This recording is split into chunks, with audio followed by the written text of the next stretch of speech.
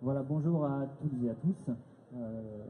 Effectivement, on va parler d'un sujet de manière assez franche entre nous, puisque, comme Calixte vous l'a dit, je viens du monde de la banque, puisque je travaille au Crédit Agricole.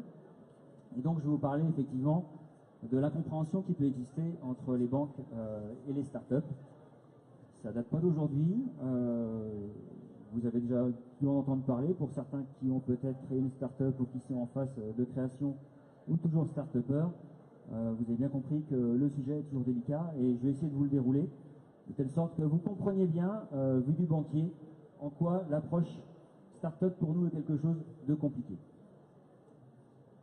Juste quelques mots de présentation. Donc, je dirige l'agence entreprise d'Angers au Crédit Agricole. L'agence entreprise, ce sont les entreprises, pour nous, Crédit Agricole, qui font plus de 3 millions d'euros de chiffre d'affaires.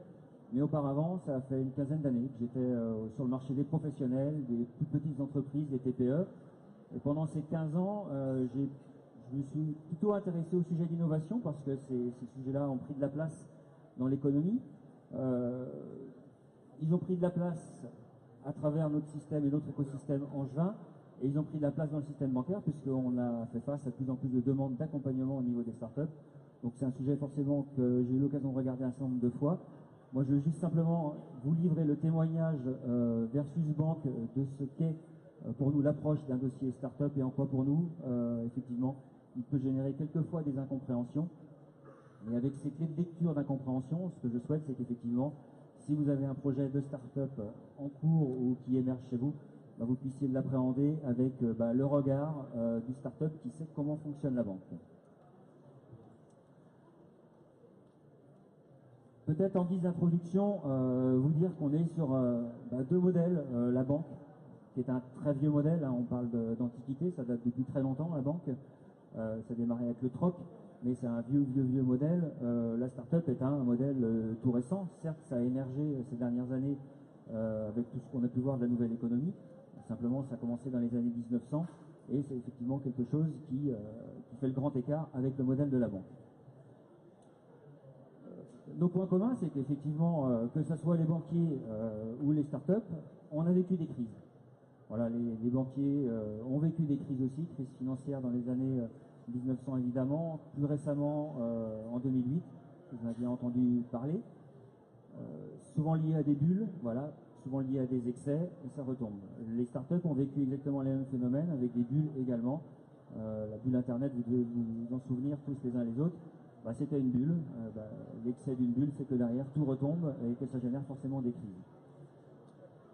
Donc on a vécu effectivement les mêmes choses. Seul sujet qui a toujours posé problème entre nous, c'est comment l'un peut financer l'autre. Et notamment sur le sujet majeur de la start-up qui est l'innovation. Le sujet de l'innovation a été toujours le sujet pour le banquier compliqué à financer parce que c'est quelque chose de totalement immatériel. C'est quelque chose sur lequel il faut dépenser beaucoup d'argent, longtemps, pour gagner peut-être. Et pas toujours.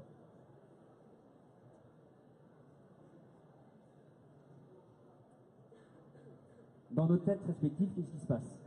Il se passe que généralement la start-up dit de toute façon le banquier ne comprend pas ce que je lui raconte, il ne comprend pas mon business.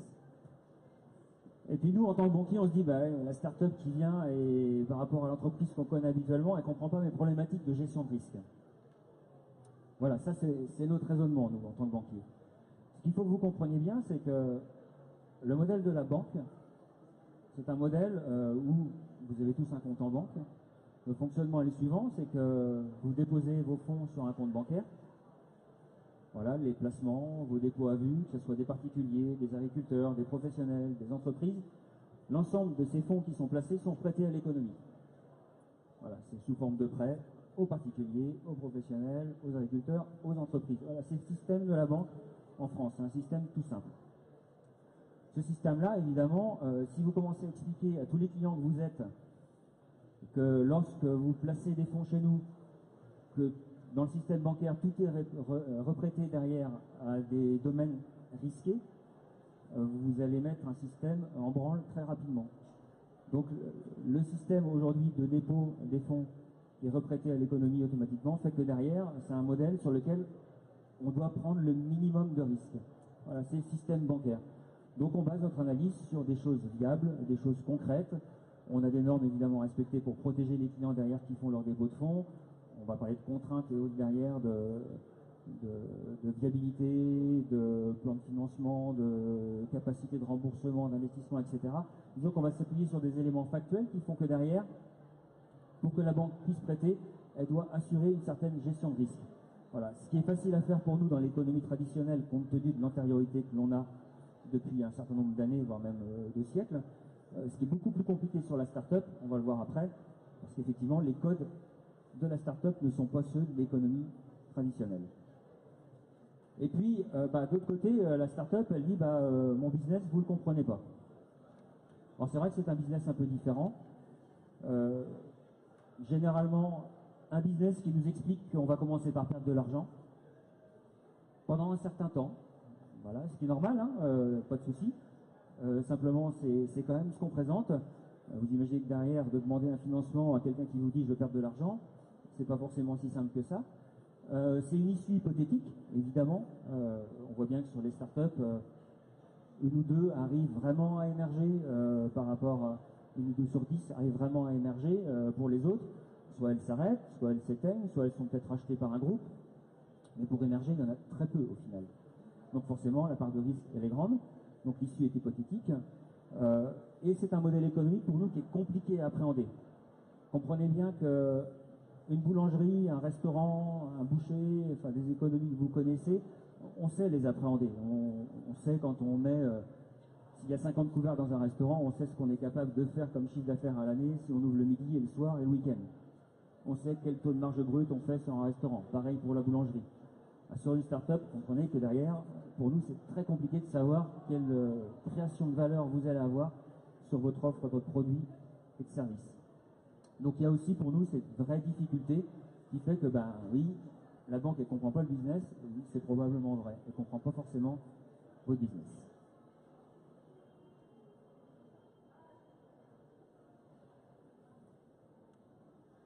Pour rompre ou pour décrypter, on va dire, ces sources d'incompréhension de la banque, ce qui est important lorsque une start-up est en lien avec la banque, c'est d'être capable à un moment de lui décrypter son business avec des mots simples. Ce qui n'est pas toujours simple pour une start-up, pour le coup.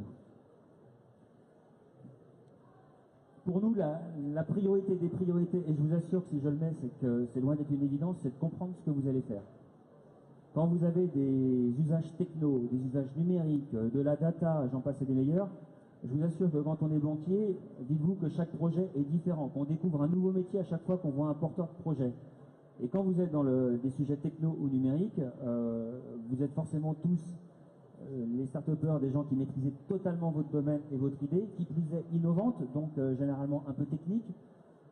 Déjà, le temps qu'on passe à comprendre votre projet, ça met un petit peu de temps. Quelquefois, il m'est arrivé au bout de 20 minutes d'entretien de dire à la start-up, vous arrêtez tout, en prendre depuis le début, parce que là, vous m'avez déjà perdu et j'ai toujours pas compris ce que vous faisiez. Ce qui est valable pour la banque l'est également avec les conseils que vous pouvez avoir d'experts comptables, de juridiques, enfin tous ceux qui peuvent vous accompagner, mais qui ne sont pas du tout des spécialistes du métier et de votre domaine. Donc il y a ce fossé effectivement de compréhension sur la manière d'expliquer votre projet. J'ai envie de dire demain, si la start-up doit se développer, elle doit être capable d'expliquer simplement, et de manière même ludique quasiment, son projet pour qu'il soit, on va dire, entendable au niveau de la banque ou de l'ensemble des conseils. Le business model.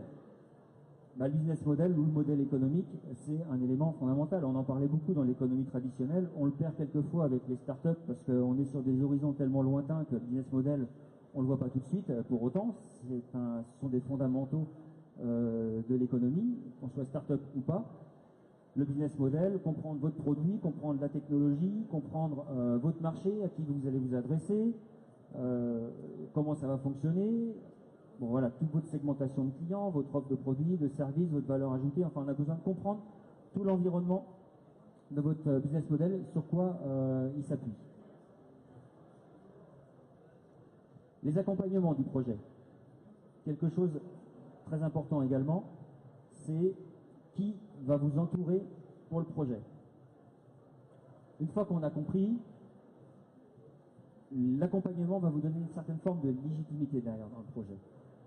Il y a beaucoup de structures qui accompagnent les startups aujourd'hui. Vous avez des gens qui sont présents ici, la CCI qui organise évidemment cet événement-là, la Chambre voisine, la Chambre des métiers accompagne également dans ces domaines de la même manière. Vous avez la Technopole. La Technopole, c'est une structure sur Angers qui joue un rôle extrêmement important pour accompagner les porteurs de projets sur toute la méthodologie de start-up. Comment on mène un projet de start-up de l'idée au projet, à la R&D, au crash test du produit, à la viabilité du produit, au lancement, la mise en marché, au développement. Vous avez des étapes qui sont extrêmement longues. Si on ne les prend pas de manière organisée, méthodique, dans le bon sens et avec l'accompagnement qui va bien, autant vous dire que ça va forcément être compliqué. Donc il y a toute une logique d'accompagnement. Les réseaux peuvent vous aider également. Vous avez des réseaux qui sont présents comme Anjou Initiative, comme le réseau Entreprendre, le CJD, enfin voilà, vous connaissez un certain nombre de réseaux de professionnels et d'entreprises. Ce sont des gens qui peuvent également accompagner les startups. Et de savoir pour nous qu'on a des réseaux qui accompagnent les startups, c'est un élément essentiel. Généralement, les startups, et si vous connaissez des startups qui ont vraiment émergé, prenez des Blablacar qui ont fait la une, voilà, qui sont des startups qui ont doublé la SNCF en l'espace de quelques mois.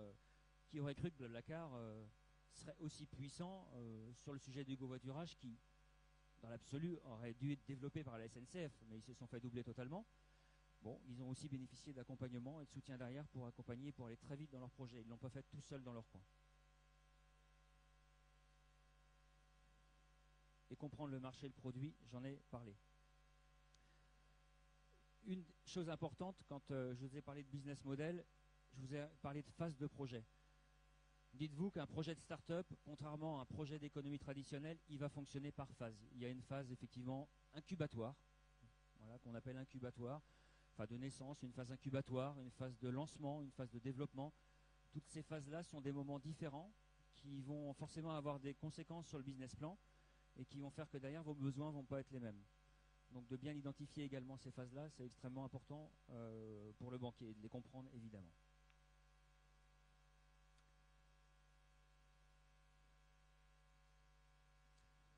Ça aboutit sur quoi pour le banquier en général?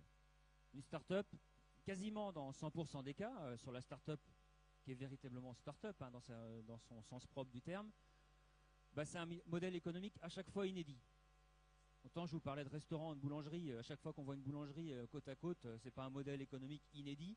La boulangerie, on le connaît, même si c'est un modèle qui évolue. Mais voilà, c'est quelque chose qu'on maîtrise. À chaque fois qu'on voit une start-up et une idée et un projet, c'est à chaque fois inédit, c'est à chaque fois nouveau pour nous. C'est forcément pas tellement prévisible, même si vous faites des prévisions. C'est généralement une forte croissance. Donc généralement, vous avez un BP qui fait ça et qui part en flèche, tout le temps. Croissance à 2 chiffres, ça grimpe au sommet extrêmement rapidement. On n'en mesure pas forcément toujours le timing et la vitesse, mais c'est le modèle généralement de croissance de la start-up. C'est une stratégie de conquête de part de marché. Ça, c'est important, c'est-à-dire qu'en fait, une start-up, son premier leitmotiv, c'est de dire faut que je gagne, que je vende, même si je ne gagne pas d'argent. Je gagne des parts de marché, j'installe mon produit, je pique des parts de marché à un autre. Enfin, l'objectif, c'est que je gagne des parts de marché. Je développe mon chiffre d'affaires. On verra si on gagne de l'argent, mais pas forcément tout de suite. Ce qui génère des déficits importants. Il y a une notion dans le monde de la start-up, on parle souvent que je me souvienne du terme, de cash burn. Cash burn, c'est la consommation de cash en fait. Quand vous avez de l'excès de cash en start-up, ça ne sert pas à financer des investissements, ça sert à éponger les pertes. Voilà. Et la start-up, elle fonctionne comme ça. Elle a besoin de beaucoup d'excès de cash pour absorber ses déficits, parce que sa priorité, ce n'est pas dans un premier temps de gagner de l'argent. Elle cherche à créer de la valeur future, mais elle cherche surtout à éponger ses pertes parce qu'elle est dans une stratégie de gain de part de marché. Toutes les startups ont ce même manque de fonctionnement. Donc pour nous, ce n'est pas tout à fait comme une entreprise classique en démarrage, forcément. Son modèle, il n'est pas clair, il n'est pas encore défini. Il peut y avoir des évolutions dans la proposition de valeur. Dans le jargon de la start-up, on va souvent parler quelquefois de pivot. La start-up souvent est pivote, c'est-à-dire qu'en fait elle est partie sur une idée, elle a décidé de vendre tel produit à tel segment de clients. Il s'avère que c'est plutôt tel segment qui va être plus pertinent et que du coup ce qu'elle a démarré c'est pas tellement efficace, que son positionnement prix n'était pas forcément bon, qu'elle a décidé de vendre flat un produit alors qu'elle aurait mieux fait de le louer, et ainsi de suite. Vous avez ce qu'on appelle un pivot. Elle pivote, elle change de business model en restant sur son idée première. Simplement, le marché l'oblige à évoluer et à changer. Donc forcément, la proposition de valeur, elle change, le business model évolue et on prend encore du temps. Je l'ai dit tout à l'heure, elle privilégie la croissance gourmande. Et un point extrêmement important, c'est qu'elle est très peu staffée. La start-up, elle démarre petitement, elle se staffe au fil des années. Donc on est basé sur des organisations qui vont sans cesse évoluer, sans cesse croître en termes de gouvernance d'entreprise. Donc voilà, ce sont des mouvements qui vont durer plusieurs mois, plusieurs années, avant d'arriver à un phénomène, on va en parler après, de stabilité. Tous ces éléments-là décrivent un peu, nous, ce que l'on perçoit comme quelque chose d'instable, vraiment instable pendant un certain temps.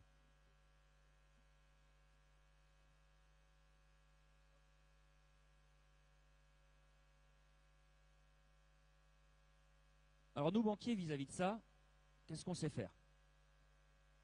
C'est assez basique, le métier de banquier, c'est assez réducteur, on sait financer. On sait financer quoi? On sait financer quand vous avez du matériel, de l'immobilier, voilà, des choses qui sont concrètes, qui se touchent, qui sont palpables. Ça, on sait faire. On sait financer. On sait financer des reprises de société, des parts sociales, des actions, que quand vous rachetez une société, voilà. On sait financer du besoin en fonds de roulement. Besoin en fonds de roulement, c'est ce qu'on appelle un peu les besoins de trésorerie issus du cycle d'exploitation. Ça, on sait faire. Voilà. Par contre, l'environnement dans lequel on finance, c'est un environnement réglementaire. Ça, c'est important de le comprendre. C'est-à-dire qu'en fait, quand les banques, on vous dit elles sont frileuses, je vous réponds oui, elles sont frileuses. La réalité, c'est que c'est oui. Je vous ai expliqué pourquoi. On doit maîtriser notre risque. Donc oui, les banques sont frileuses. Quand l'État dit les banques sont frileuses, elles ne prêtent pas assez, ok. Simplement, derrière, vous avez aussi le législateur qui est derrière, qui impose que quand la banque prête, elle doit vérifier qu'on respecte telle règle, telle contrainte, que la capacité de remboursement s'étend, la capacité d'investissement s'étend, qu'il y ait bien la rentabilité, etc. On est complètement à l'envers de ce que j'ai décrit auparavant sur le fonctionnement de la start-up qui, elle n'a pas de rentabilité, elle perd de l'argent, elle consomme du cash, elle cherche simplement à développer son chiffre d'affaires. Donc vous voyez que par rapport à notre contrainte, il y a forcément ce décalage qui fait que derrière, le modèle de la banque, à un certain stade, n'est pas toujours adapté au modèle de la start-up. Ce qui fait qu'effectivement, les besoins de la start-up, c'est sortir du modèle de processus classique. Ce qui veut dire que derrière, ce n'est pas le modèle, le seul et unique modèle de la banque qui peut accompagner la start-up dans sa phase de projet, de développement d'idées, de croissance et de lancement.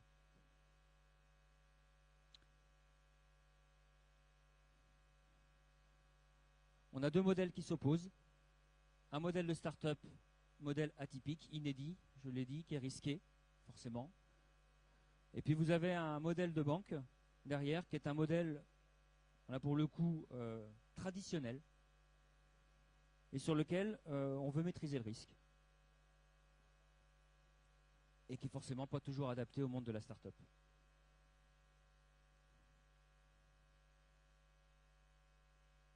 Juste peut-être deux schémas pour illustrer ou deux exemples, pour comprendre ce que c'est la création de valeur ou la chaîne de valeur d'une entreprise classique et d'une start-up. L'entreprise classique, vous voyez, sur des échelles d'horizon de 1 à 5 ans, généralement, même si quelquefois on voit des business plans qui nous disent qu'en première année ça gagne de l'argent, ce n'est pas toujours le cas, ça peut arriver, mais on va dire au bout de l'année 1, année 2, on commence à avoir des points d'équilibre entre le chiffre d'affaires généré et les coûts d'exploitation. Voilà, ce qui fait que finalement, il y a un gap de rentabilité qui se construit assez vite sur une entreprise classique. Ce gap de rentabilité, c'est l'entreprise qui va pouvoir investir, elle va pouvoir emprunter, elle a une capacité à rembourser. La start-up, c'est clairement ça. C'est-à-dire que vous avez toujours des coûts qui sont supérieurs aux revenus générés pendant un certain nombre d'années. 4 ans, c'est pas une logique du coup dans le monde de la start-up. Ça veut dire que derrière, pendant cette période-là, l'entreprise, elle génère des pertes. Tout le temps. Donc derrière, si vous mettez une dette bancaire en plus sur cette période-là, autant dire que vous allez encore agrandir le fossé entre les deux. Une fois qu'on arrive là, oui. Là, elle a la capacité à rembourser, à investir, elle dégage des marges de sécurité, de l'autofinancement. Donc on rentre dans des schémas classiques sur lesquels, effectivement, on peut positionner de la dette bancaire extrêmement facilement. Là, ça ne veut pas dire qu'on ne peut pas en mettre, mais certainement à petite dose, parce que déjà, l'entreprise, elle doit minorer au maximum ses coûts. Et en rajoutant de la dette, évidemment, elle majore ses coûts. Donc vous obtenez l'effet inverse.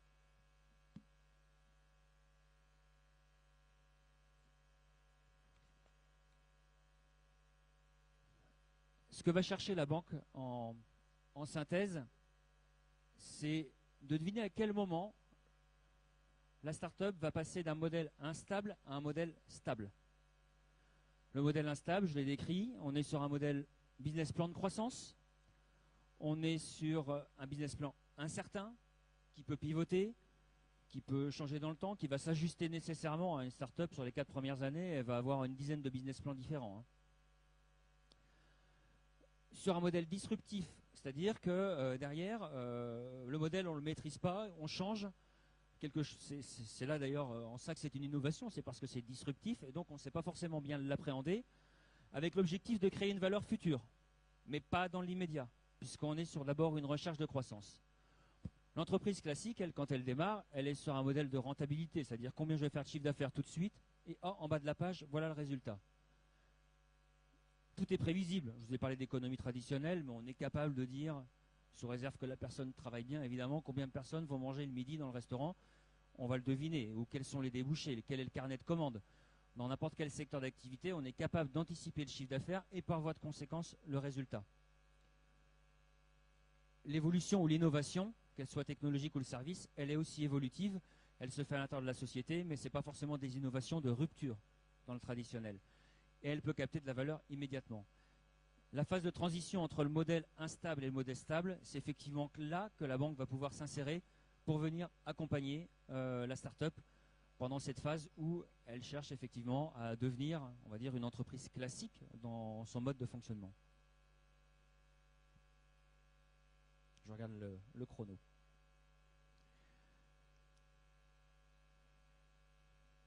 Voilà. En synthèse, c'est peut-être la plaque la plus importante en fait. Ici, vous avez une petite plaque qui reprend un peu tout le schéma global de l'accompagnement et du financement de l'entreprise. Vous voyez un enfant, vous voyez un adulte en bout de course en fait. C'est pas forcément un hasard parce que l'enfant est en recherche de son modèle d'adulte. C'est ce qu'il faut imaginer en voyant cette image-là. Et pour qu'il devienne adulte, il a besoin d'un environnement économique, un entourage bien spécifique. Et toutes ces phases-là, c'est toute la maturité et toute la croissance de la start-up pendant une phase de maturité que je n'ai pas chiffrée en termes de nombre d'années, mais qui va passer par la naissance, qui va passer par des étapes de recherche et développement, de faisabilité de produits, de lancement et de développement, et après de maturité. Voilà toutes les étapes d'une start-up. En économie traditionnelle, vous démarrez, vous basculez directement ici. Vous n'avez pas toutes ces phases-là entre les deux. Donc c'est là que derrière, vous allez effectivement, en fonction des étapes de vie, faire appel à différents modes de financement. En synthèse, de ce que je voulais vous faire partager, c'est qu'effectivement, cette incompréhension, elle vient du fait simplement que start-upers et banquiers ne se rencontrent pas forcément toujours au bon moment. Parce que les concours bancaires, ils finissent toujours par arriver à un moment ou à un autre. Simplement, dans les premiers temps de vie, la start-up, elle a surtout besoin de subventions, elle a besoin de fonds propres, elle a besoin de business angel, elle a besoin de fonds d'amorçage, elle a besoin de quelque chose en fonds propres et d'argent qui ne va pas lui demander de rembourser immédiatement sa dette. Elle a besoin d'argent qu'elle va consommer immédiatement, qu'elle va pouvoir basculer en perte, qu'elle va pouvoir dépenser pour pouvoir conduire toute sa R&D, toute sa démarche de crash test produit. Souvent on dit arriver à un produit fini. Ça va demander du temps, il va falloir refaire 3 fois le produit. Quand vous allez le tester auprès des clients, on va vous dire que la couleur n'est pas bonne, que l'ergonomie n'est pas bonne, et il va falloir repartir pour un tour. Ça va coûter de l'argent à chaque fois. Donc toute cette partie-là, jusqu'au lancement, c'est une partie de fonds propres. Et souvent, vous allez avoir des retours de banque qui vont dire, effectivement, là, nous, on n'intervient pas. Oui, parce que vous ne gagnez pas d'argent, vous êtes en train de peaufiner votre produit, vous générez des pertes, donc mettre de la dette sur des pertes, ça n'a jamais fait avancer le problème. Vous mettez un bout de sparadrap sur une plaie ouverte, le sparadrap il va tomber. Voilà, ça va être exactement pareil sur la start-up. Donc c'est des moments où il faut chercher des fonds propres durs. C'est là que tous les outils d'accompagnement que j'ai évoqués, de réseau, de chambres consulaires peuvent être utiles pour vous aider à trouver les solutions de financement qui peuvent permettre de démarrer la start-up. Et au fil de cet accompagnement-là, la banque pourra prendre sa place pour venir accompagner au lancement, au développement de l'entreprise, parce que derrière la création de valeur va être touché du doigt, on va commencer à avoir des valeurs ajoutées bien précises, on va avoir un marché qui va être compris, on va avoir des rentabilités, votre business model on va être bon, on va connaître le prix, vos marges. Voilà, on va revenir tranquillement à un modèle de plus en plus classique. Et là, la banque pourra prendre sa place au bon moment, et puis effectivement en apportant le bon conseil à la start-up au moment où elle en a vraiment besoin. Voilà. Merci à vous.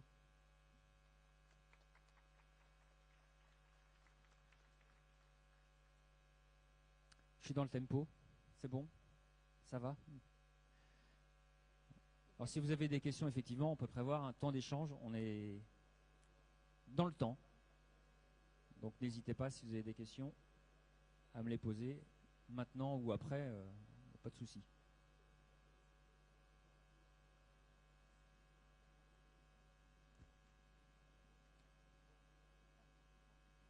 Pas de questions? Si?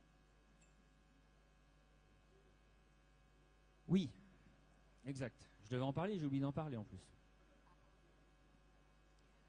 Dans la phase effectivement de naissance jusqu'à lancement, l'accompagnement, je vous ai parlé des réseaux. Il y a des incubateurs qui existent aussi sur la place. C'est le cas du village Baïséa, effectivement, Crédit Agricole, qui est un incubateur. Le constat qu'on a avec les startups pour qu'elles puissent mieux se développer, c'est que généralement, quand on les fait travailler au sein d'un écosystème, elles peuvent échanger leurs pratiques, elles peuvent bénéficier d'un réseau français ou international. C'est le cas du village Baïséa qui est situé à Angers, je vais vous en parler. Mais l'incubation, ça intègre également la mise en place de cet écosystème, des accompagnements qui vont avec, comme la Technopole, mais de pouvoir travailler au sein d'un écosystème. Village Baïséa a voulu, effectivement, au Crédit Agricole, on a voulu créer cet écosystème dans chacune des villes de France. On a aujourd'hui une trentaine de villages Baïséa. On en a un sur Angers, rue Le Neuveux. Et l'idée, c'est qu'on fait une sélection de start-up chaque année, enfin plusieurs fois dans l'année même, pour constituer un panel de start-up dont on va leur faire bénéficier du réseau village en France et à l'international. Voilà, elles bénéficient de tout le réseau village derrière. L'idée, c'est de pouvoir les mettre en lien avec les grandes écoles, de pouvoir les mettre en lien avec des financeurs, levée de fonds, de pouvoir les mettre en lien avec d'autres réseaux, d'autres villages sur des activités qui peuvent être intéressantes pour le développement de la start-up. Et donc, tout le réseau Village Baïséa se maille sur le territoire pour pouvoir accueillir des start-up. L'idée, c'est qu'en 24 mois, la start-up, elle ait réussi son lancement. Voilà, Village Baïséa, c'est un incubateur en 24 mois. En 24 mois, on décolle. Si on ne décolle pas, c'est terminé. Voilà, c'est assez clair comme fonctionnement, mais c'est plutôt efficace. Voilà, ça a démarré à Paris, on le met partout en province maintenant. Sur Angers, si à un moment ça vous intéresse de candidater pour être une start-up du village Baïséa, bah, même chose, hein, vous pouvez venir me voir, je vous dirai comment il faut procéder. Il y a des appels à candidature qui sont faits chaque année pour pouvoir héberger une nouvelle start-up et leur faire bénéficier du réseau village. Donc oui, c'est un réseau qui marche bien. Il y en a un à Laval qui a ouvert, il y en a un au Mans qui va ouvrir, il y en a un à Nantes, il y en a un à Rennes. Donc sur le Grand Ouest, le réseau village Baïséa est très fourni. Et quand vous êtes membre start-up d'un réseau village Baïséa, vous avez les portes d'entrée dans tous les villages Baïséa en France et sur les bureaux qu'on a à l'international. Parce que la croissance d'une start-up, elle passe souvent quand même par l'international.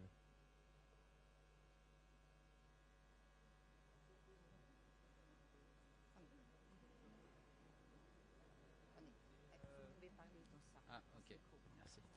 Est-ce que vous m'avez entendu? Non. Non. Du coup, par rapport au village Baïséa, si... Comment? Ok. Pour l'entreprise qui est accompagnée, il y a des frais mensuels. Comment ça fonctionne en fait concrètement? En fait, le village Baïséa, il y a des frais mais minorés en fait. Alors je ne les ai pas en tête, mais je vais vous expliquer le principe de fonctionnement.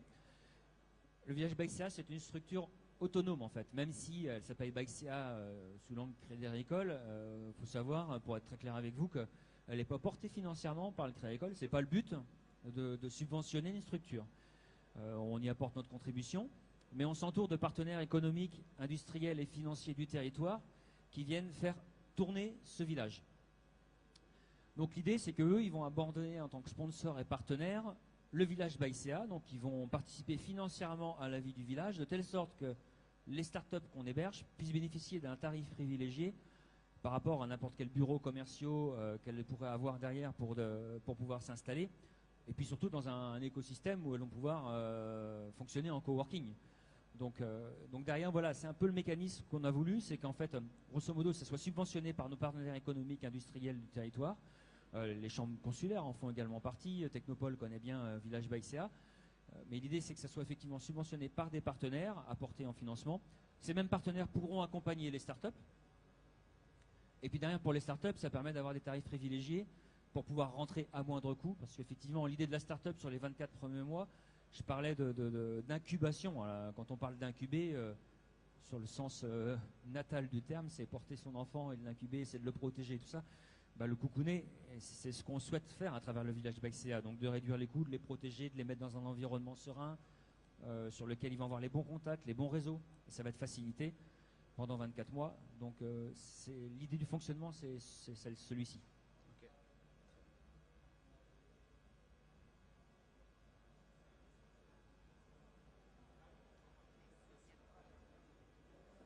D'autres questions?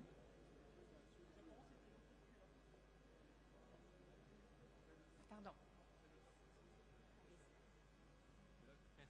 C'est marrant cette petite boîte. Hein. Ouais, donc je voulais demander, toujours en lien avec le Village by CA, je sais que sur Angers, il est à côté de WeForge et je voulais vous poser quelques questions à propos de ça et savoir en fait, comment est-ce que tout ce réseau se développe et le lien qu'il y a entre le Village by CA et WeForge en fait. Alors le lien, on a créé Village by CA en lien avec WeForge. WeForge existait déjà. C'est un espace coworking qui accueille des entreprises start-up qui se créent, qui accueille également des étudiants. C'est-à-dire qu'en fait, vous avez quelques grandes écoles sur le Angers qui ont des incubateurs et qui ont au sein de leur système de formation des diplômes, master entrepreneuriat ou à l'ESEO, un incubateur ESEO, qui poussent en fait les jeunes à créer leur entreprise ou avoir un projet entrepreneurial. Donc WeForge également avait ouvert la porte aux grandes écoles pour pouvoir accueillir des étudiants. Quand on a créé Village by CA, nous c'était l'objectif, et c'est toujours l'objectif d'ailleurs, c'est de pouvoir donner une étape supplémentaire et une dimension supplémentaire à WeForge à travers leur sourcing, amener notre sourcing à nous, s'appuyer également sur le leur, mais pas simplement pouvoir effectivement créer cet écosystème-là, mais pouvoir leur faire bénéficier d'un réseau beaucoup plus large avec une puissance nationale et internationale derrière, une portée aussi que peut offrir le groupe Crédit Agricole, hein, très clairement, à WeForge d'une part, et puis aux startups qu'on a sélectionnées pour les faire grandir beaucoup plus vite. L'enjeu de WeForge, c'était pas de savoir s'ils allaient capter des sociétés, leur sourcing est excellent, ils arrivent à capter, ils sont connus, ils font rentrer des étudiants, des idées innovantes, il y a tout ce qu'il faut derrière. Maintenant, c'est comment on fait en sorte que tout ça, ça réussisse, ça se lance, que tout ça, ça réussisse sur le territoire, que ça crée des emplois sur le territoire et qu'à un moment ou à un autre, ça soit utile à quelque chose. Donc derrière, il fallait effectivement ramener un peu une fusée supplémentaire à WeForge. C'est le but du Village by CA pour que les entreprises, elles puissent à un moment peut-être basculer vers le village et grandir un petit peu plus rapidement et accélérer franchement pour leur développement. Est-ce qu'il y a d'autres questions? On termine là. Bon, alors il me reste, c'est quand même curieux si vous me permettez. Bon, il nous reste à remercier M. Briel pour son intervention et le Crédit Agricole, hein, bien sûr, puisqu'il nous accorde du temps et les informations qu'il nous donne sont assez précieuses. Merci à vous. Merci. Merci à tous.